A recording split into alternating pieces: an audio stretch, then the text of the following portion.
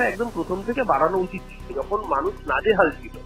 কিন্তু যখন enumeration form প্রায় 99% বেশি মানুষ জমা করে দিয়েছে, তখন এই সময়সীমা বাড়ানোর অর্থই হচ্ছে যে টার্গেট আসলে বিজেপি নির্বাচন কমিশনকে বেঁধে দিয়েছিল, সেই টার্গেট অর্থাৎ 1,20,00,000 ভোটের নাম বাদ দিতে, সেই টার্গেট ফুলফিল করতে পেরেছে। নির্বাচন কমিশন প্রতিটা পদক্ষেপে প্রমাণ করছেন যে তারা কতটা বিজেপির দালালি করেন। শ্রমিক ভট্টাচার্য হুঙ্কার দিচ্ছেন, জ্ঞানেশ কুমার জ্ঞানের বাণী না দিয়ে ঠান্ডা ঘরে না থেকে দিল্লি থেকে কলকাতায় আসুন আর এসে ডায়মন্ড হারবারে যান, আর আজকেই ডায়মন্ড হারবারে সিআরও টিম।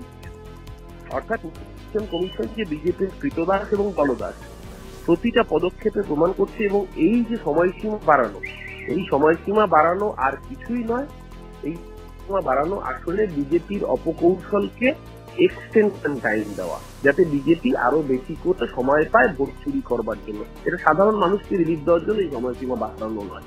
কিন্তু এত কিছুর পরেও যতই না আরো কলকাঠি নবান্নের হাওয়াই চলে। দেখুন, বিএলওরা নিশ্চিতভাবে তারা কাজের জন্য সময় বেশি পাবেন, কিন্তু প্রশ্নটা এখানেই ওঠে যে নির্বাচন কমিশন তার ওয়েবসাইট এইরকম অপদার্থের মতো ওয়েবসাইট কেন হবে? এখানে বিএলওরা ফর্ম আপলোড করতে গিয়ে হিমশিম খাবে। যে ডিজিটাইজেশনের কথা নরেন্দ্র মোদী বলেন, বিকশিত ভারতের কথা বলেন, আর নিজের নির্বাচন কমিশনের ওয়েবসাইটে ঘুরলে টাকা ঘুরতে থাকে, ফর্ম আপলোড হয় না। এই অপদার্থতা প্রতিটা স্তরে প্রমাণ করছে একদিকে বিজেপির গভর্নমেন্টের অপদার্থতা, তার সাথে নির্বাচন কমিশনের দালাল। দুটোই এক্ষেত্রে প্রমাণিত। নির্বাচন কমিশন বিজেপির টার্গেট ফুলফিল করতে পারেনি, তাই জন্য এই ডেট এক্সটেনশন, এটা সাধারণ মানুষকে বা বিএলওকে সুবিধা দেওয়ার জন্য এক্সটেনশন।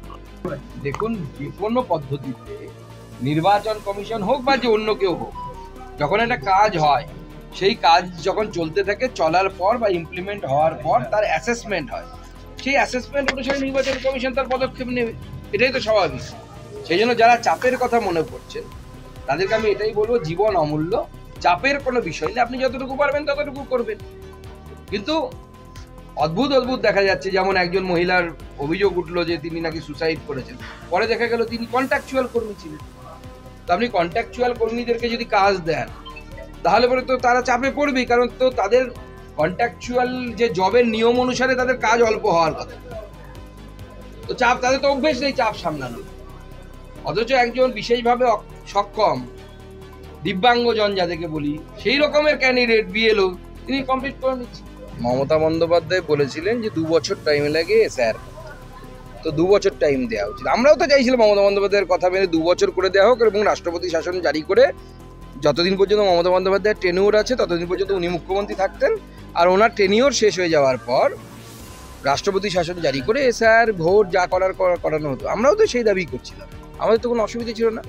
তবে উনি 2 বছর চেয়েছিলেন, 1 সপ্তাহ বেড়েছে। এটাকে কতটা মানা ওনারা মানবেন সেটা ওনাদের ব্যাপার, আমাদের অসুবিধা নেই। এভাবে আরো বাড়তে পারে সময়, ইসি ঠিক করবে, অসুবিধা নেই। ইসি ঠিক করবে না, পিসির বিদায় হবে।